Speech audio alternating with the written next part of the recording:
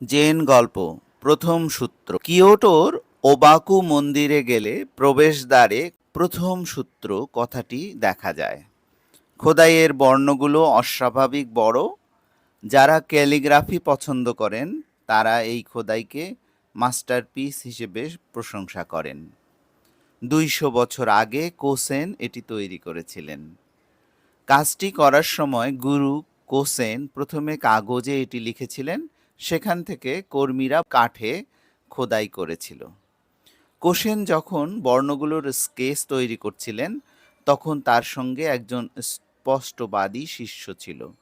সে এই ক্যালিগ্রাফির জন্য কয়েক গ্যালন রং তৈরি করেছিল।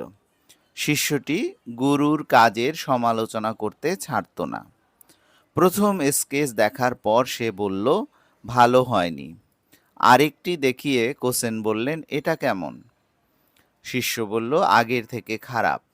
কোসেন ধৈর্য সহকারে শিষ্যের অনুমোদন ছাড়াই একের পর এক ৮৪টি খসড়া তৈরি করলেন।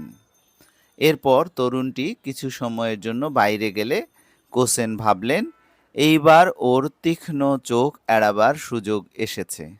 তিনি একাগ্র মনে লিখলেন প্রথম সূত্র। শিষ্য ফিরে এসে বলল, মাস্টারপিস হয়েছে।